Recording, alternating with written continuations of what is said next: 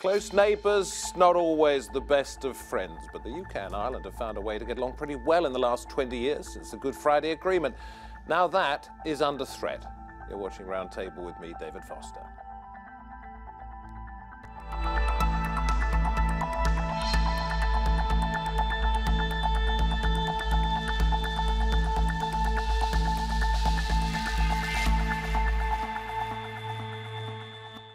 The major problem, not the only one, is what the border between North and South will look like after Brexit. Will there be one at all? There isn't right now.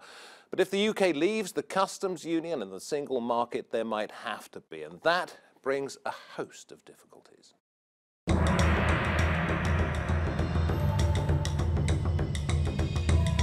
For centuries, they were divided by politics, culture and religion.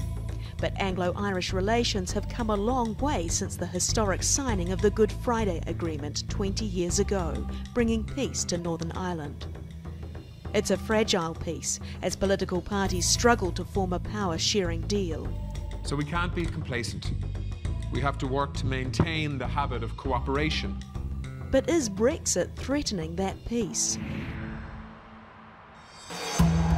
For 30 years, a violent battle raged between Northern Ireland's Catholics and Protestants. From 1969, 3,600 people lost their lives in a series of bombings and shootings known as the Troubles. We accuse the soldiers of shooting indiscriminately into a fleeing crowd. The breakthrough came on April 10, 1998, Good Friday.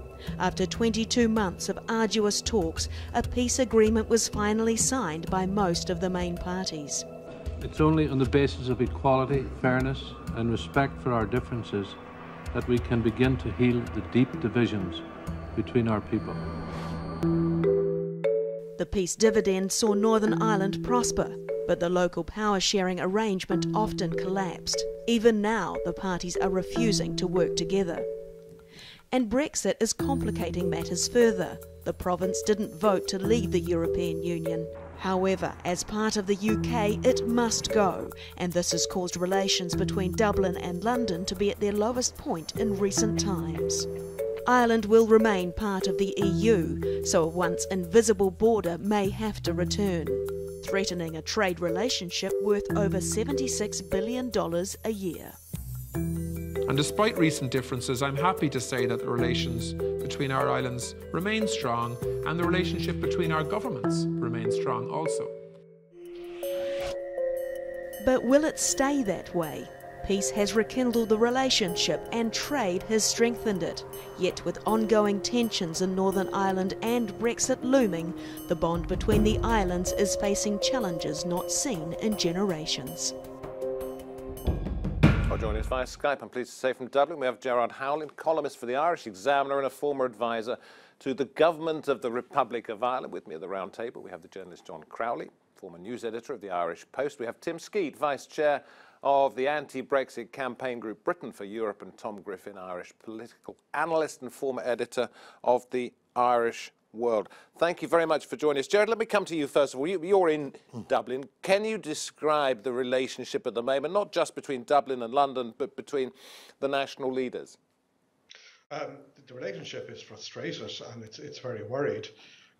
Our Prime Minister, Leo Varadkar, is in Belfast today meeting your Prime Minister, Theresa May, trying to put together again the Devolved Stormont administration. So invariably, besides talking about Northern Ireland, they'll be talking about the European Union as well. But on his way up north this morning, Leo Varadkar was not stopped at the border. He did not have to produce a passport, and he's very anxious that our economy, our society, will continue to be an open island. It's essential for bread and butter issues on a day-to-day basis, but underlying that, it's one of the essential premises of the peace process, solidified, mutually agreed in the Good Friday Agreement, which, as your opening package said, is 20 years old this coming Easter. Is the frustration with the people who voted to leave the European Union, essentially, or with the process since then? Both, frankly. I suppose there is, on the one hand, an absolute recognition of the right of the British people to take the decision which they did. But there's no gainsaying the fact. In Dublin, people continuously wondered how it happened, why it happened. We don't, with the best of intentions, understand really, truly. We haven't internalized it. And you can cover that up with any amount of polite talk. But then on top of that now, there's a real urgency and a real concern about the British government, its interrelations with the European Union, the state of the negotiations, if you can call them negotiations, at this late stage for a March 2019 departure. John, do you want to pick up on that? Well, some of the points that Gerard's made, and then I would ask you a question about sort of where it goes from here. I would. Major sticking points are? I would agree with Gerard wholeheartedly. The current impasse over Stormont is tied in a way to the Brexit discussions. This is the devolved government. The devolved government, Belfast, which it seems like now, of which there is not one at the moment. There isn't one, but the fact that Theresa May and Leo Varadkar are going to Belfast this week, it seems choreographed that there is a deal that's close. Albeit we have learnt in Irish politics before, when you think you're close to something. And are you talking about a deal being close on the Brexit border issue? Or are you talking about simply the devolved government, or do the two have to go hand in hand? They don't. I think they're interlinked. I think we're talking about the devolved government today, and I think it seems that there's going to be a deal on the question of Brexit and whether it's hard or soft. That is still very much up in the air. There's an extra complication. Remember that the DUP is what's propping up the current government. Without the DUP's support, and that is a Northern Irish party. There is no government in the United Kingdom with a majority that works.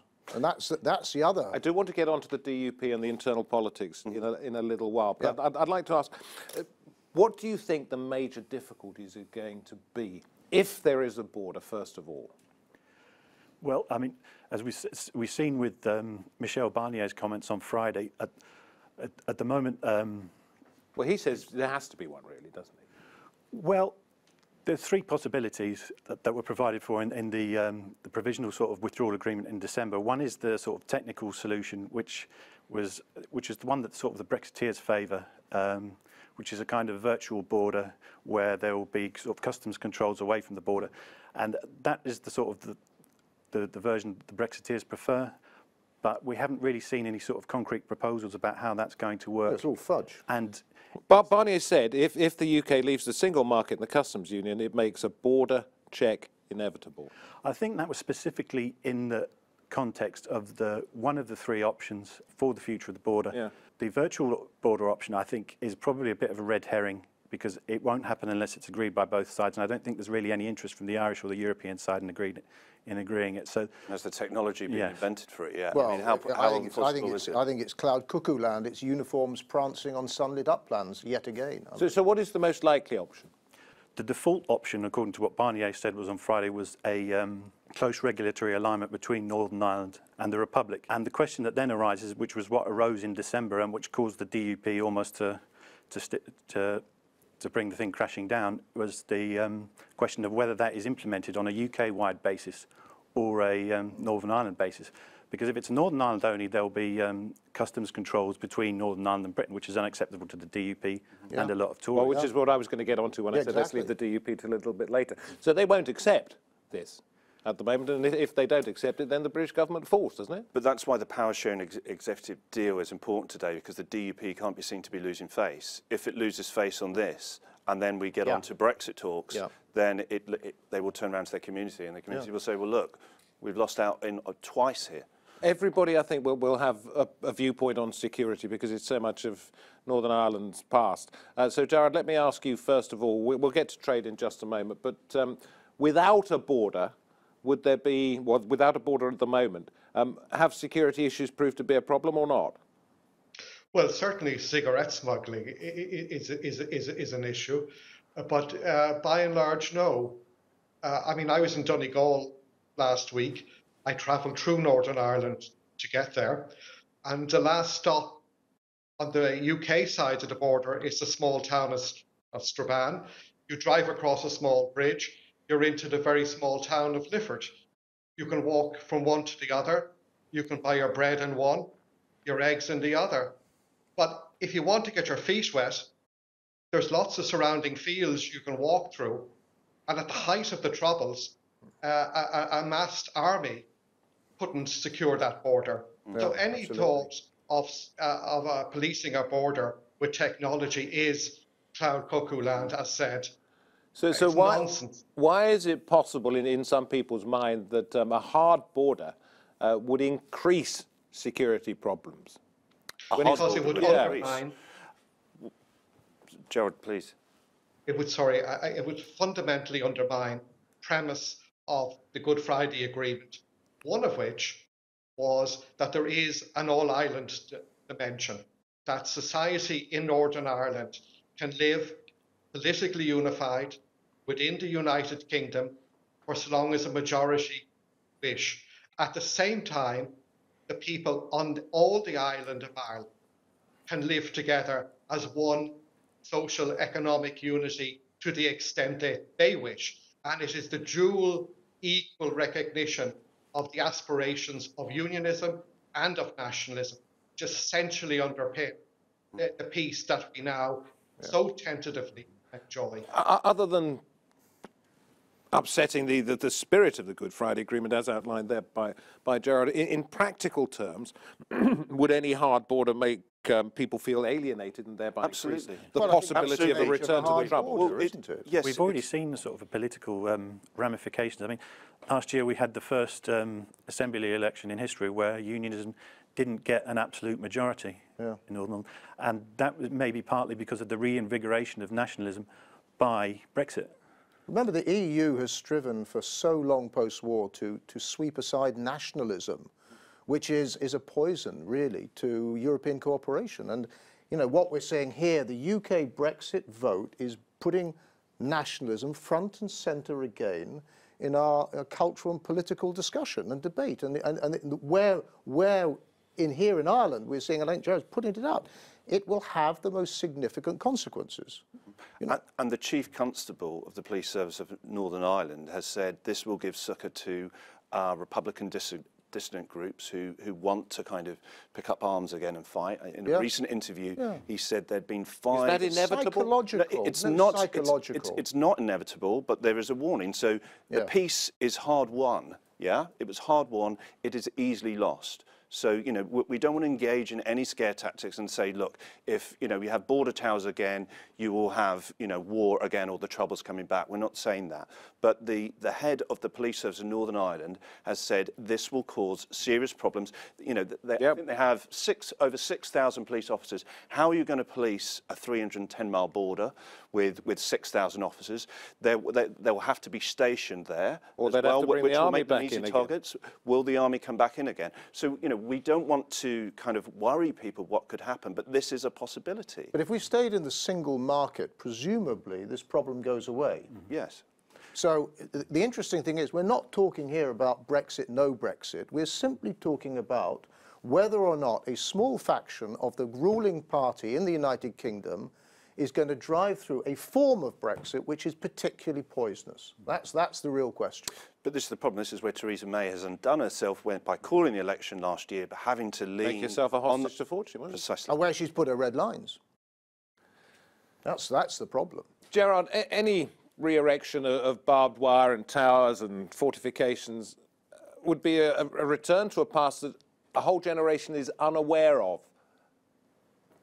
Yes, and last Saturday afternoon, Gerry Adams left the leadership of Sinn Féin after 35 years.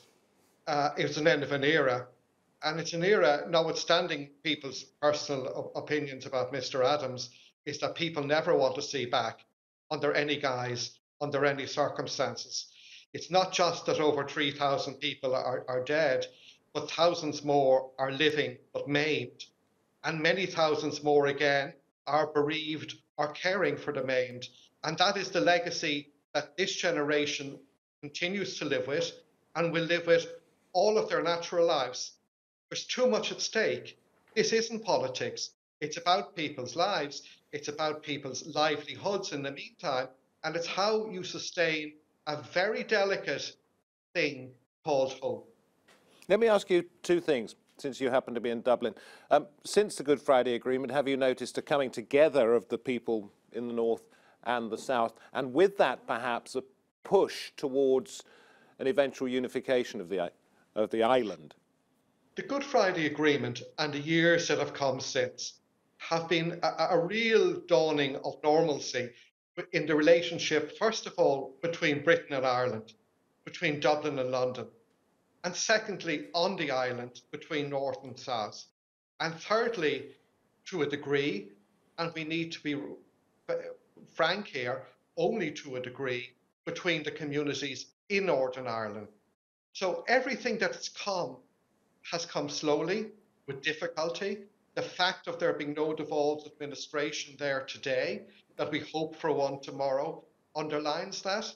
But the British-Irish relationship is strong. It's in better shape than it's ever been since the foundation of the Irish state. And this is a rupture, and it is a challenge, and it's one the Irish government, and I think the Irish people, want to work very hard at making sure, it continues, because our largest, nearest neighbour is our largest, nearest neighbour forever. Can I ask the question, Jack, are you not concerned also that Ireland looks as if this is a major issue for Brexit talks? There is, unfortunately, in the UK, a mindset that we, or the Britain, is not my mindset, but we're being messed around by the Europeans, and now the Irish, a small, friendly state next door, is sticking its oar in and messing it up even more over what most English people might regard a relatively minor issue. Is that not a concern that we're going to go downhill seriously in terms of Anglo-Irish relations as a result of all of this? I've read some of the more lurid commentary about the Irish sticking their oar in. It's a small oar in a very large pond. And I think those of us who are copped on know to take that commentary with several grains of salt. There's more at stake. You just stick to the knitting.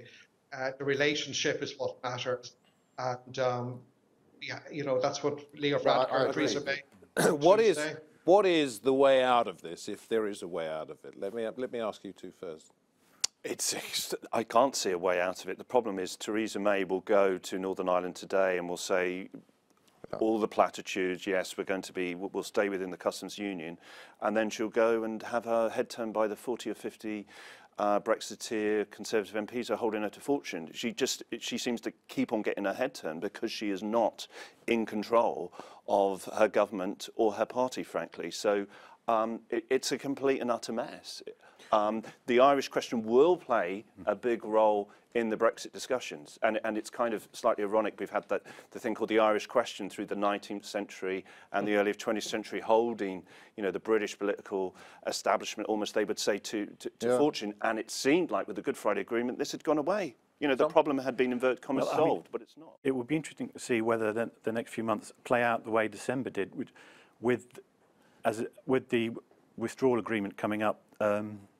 December being the time when it looked as though there was an agreement that had been reached, until the DUP said, hang on, we've read this very carefully and we don't want it. And basically the agreement that was reached in the end was the same as before the DUP intervened, but with sort of unilateral declarations by the British government to the DUP that they wouldn't implement a border between Northern Ireland and it was all Britain. fudged. But the question is whether it continues down those tramlines that were established then, because what Barnier said on Friday was very clearly is that the close alignment option between Ireland and Northern Ireland was the default option, but there were other possibilities if the British government could bring them in. So now, if that remains, if that's what's actually signed at the end of the day, then I think the withdrawal agreement will put us on tramlines to a close alignment solution. So is it perhaps, as John was suggesting, that if the DUP signs up to some kind of Stormont agreement, in other words, devolved government, it would be seen to be losing face if it then backtracked on this? Possible that therefore it's been backed into a corner? That could also change the dynamics within the DUP. Even though the DUP have been sort of at the front line of the sort of hard Brexit movement, internally there were some people were worried about coming out for Brexit a bit before the referendum, and I think those would be more on the devolved end of the DUP around Arlene Foster. Don't forget, Arlene Foster is a representative for Manor for a border area. None of the DUP MPs represent a border area, so it could change the dynamic within the DUP. As also the fact if they can I just jump in because we're only a little bit out of time and say that the Irish are a canny lot, we know that, and David Carson from Deloitte, you know, the consultant company that gives people advice on their businesses, has said Brexit presents an opportunity for Irish businesses to look beyond the UK to the European market. It isn't all doom, is it? No, it represents an opportunity for Dublin, I suppose, to try and reinvent itself as or establish itself as a preeminent financial centre. So, you know, there is a 12.5% corporation tax, which has brought a lot of the big American US tech giant companies into Ireland, banking, which has created jobs as well. Trading hub to Dublin. So yes, there is. I think even the Irish government would admit that there is some upside to this, but you know, I think we all know that the upside is relatively limited compared to the downside, and that's really what this debate is all about. But it's not all gloom and doom, because I think Dublin will benefit in some material ways. It represents an opportunity, but let's not forget, I think there's £1 billion worth of trade goes back and forth each week between the Republic of Ireland and the UK. If there is a hard Brexit, that puts that all at risk. So any kind of upsides that you get from getting a few banking institutions popping up in Dublin will be far outweighed by, you know, an extreme hard Brexit. I'm going to ask you to tell personal stories in a moment, which you've agreed to do about the difficulties for you guys. But Gerard, let me ask you first of all, if we're looking for any signs of progress, where should we be looking in the next week, 10 days, 2 months? Well, initially in Northern Ireland today and in the coming days, can a devolved administration be re-established? And secondly, if Britain is, as Mrs May insists, determined to leave something called the customs union, what exactly are the arrangements that are going to replace first in transition and then afterwards? Because without a customs union under a different name, there has to be a border. And this is an insurmountable problem. So I don't know what people are going to call it, but I do know it is a crisis. Insurmountable. On a personal level, John, tell us about the difficulties you see, because you've got dual nationality. Yes, so my father, my mother comes from County Fermanagh from Northern Ireland, and my father comes from County Cork. So I've got an Irish passport, and I've had one for over 15 years. But you know, I'd like my children to have an Irish passport as well, and I have to apply for foreign birth registration for them to recognise them through my lineage and my father's lineage, and provide about 20 supporting documents jumping through a myriad of hoops. And you know, that's because they want to make sure that, you know, people aren't gaming the system, the Irish government. But it's going to take 6 months for this to happen and cost a not insignificant sum of money. So lots of people are in the same boat, having to make this decision as well. Same position.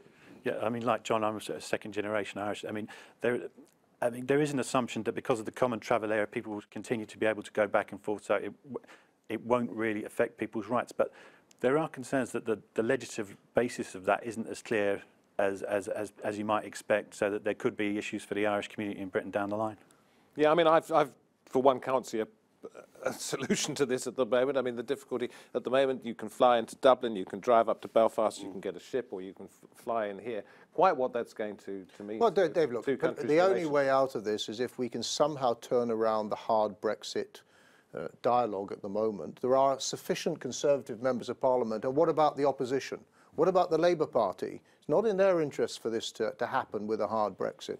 It is about time that the pro-European wing of the Conservative Party spoke out as passionately as the Brexiteers, and it is about time that the Labour Party opposition in this country very clearly said what they believe.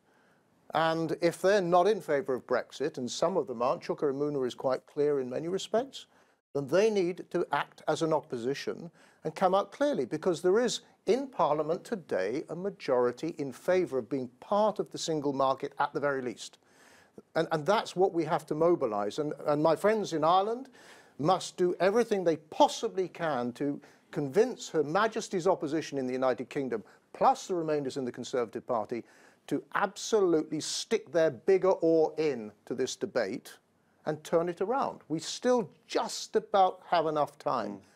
Just about. But at the moment, you have next week, the Conservative government is going for an away day to Chequers, which seems like a kind of a ghastly team-building exercise. This should be their material job. Well, they're all going to run through a hayfield and be extremely naughty. Well, yeah, I mean, yeah, is that's what's going to come out with it? You know, I don't think so. They need to grasp the nettle. Well, it's taken 18 right months away. to get to the point, and they still haven't agreed amongst themselves. Well, I think they're playing for time as much as anything. Guys, thank you. Thank you very much. Gerard, thank you very much indeed. I do hope it is not insurmountable, as you perhaps have suggested, and I hope that the personal difficulties that you two have, this time, of course, if you've been in Dublin, you could have just popped over here, no problem at all. If we meet around this table in 2 years' time, well, you may be late. You may be a little late. From me, David Foster, and the team on this edition of Roundtable, thank you for watching. We hope to see you next time. Bye-bye for now.